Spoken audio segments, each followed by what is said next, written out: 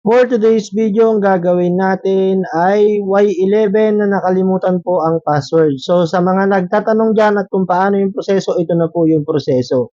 Dahil alam naman nating lahat na kahit i-hard reset mo ito ay magtatanong ng password pag halimbawa i-hard reset mo. So first thing first tayo, kailangan at least 10% na yung battery bago ninyo ito i-test point or tanggalan ng password. Second is kailangan buksan yung unit para sa proseso na to. Dahil kung hindi mo buksan, madidetect lang ni computer kaso nga lang hindi mo wipe yung kanyang password. So, andito na tayo sa harapan ng aking computer ngayon at binubuksan na natin yung aking unlock tool.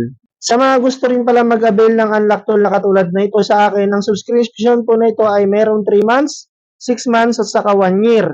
Ngayon, regard sa price, pwede po kayo mag-PM para po ilagay natin yung price.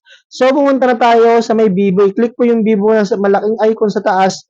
Tapos, i-type mo yung Y11. Tapos, ang sunod mong gagawin ay pindutin mo yung factory reset. Ngayon, aantayin mo siya hanggang sa mag-load siya. Ngayon, i-ready mo na yung phone mo dahil pag nag-load na siyang ganyan, susunod na yan ay kailangan mong buksan na yung Y11 mo para i-test point kung saan yung test point niya malapit sa battery. Ang proseso din po, nakatanggal po dapat yung battery bago mo po isaksak yung USB para po mat-wipe yung kanyang password dahil hindi po natanggal yung kanyang battery, hindi po siya matatanggal. At dapat din po yung inyong kable ay huwag masyadong luma na pawala-wala kasi minsan po may mga kable na hindi nag-success. So nakita nyo yan? Nakaangat yung battery tapos nung pagsaksak po yung USB, diretso na po siya, shuffle na po yung ganyan. So aantayin nyo lang po na mag-vibrate tapos po ilagay nyo na yung kanyang battery tapos mag-restart na po yan.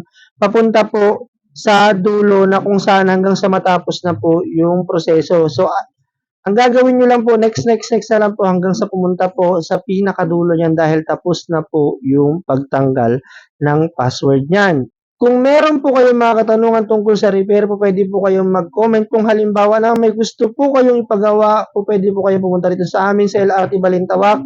Po pwede po kayong magpunta from 12 lang po ng umaga hanggang 9 po ng gabi. Araw-araw po kaming bukas at hindi po kami nag-absent. Kung wala man po ako, minsan po yung anak po yun nandun. So, ulitin ko po, kung halimbawa lang meron kayong gustong ipa-assist or pwede po kayong mag-PM ipatanong kung magkano yung gawaan para po malaman ninyo baka malay ninyo mas mura sa amin or baka malay ninyo meron kaming available na parts nung hinahanap ninyo. At hanggang na lang po, maraming salamat.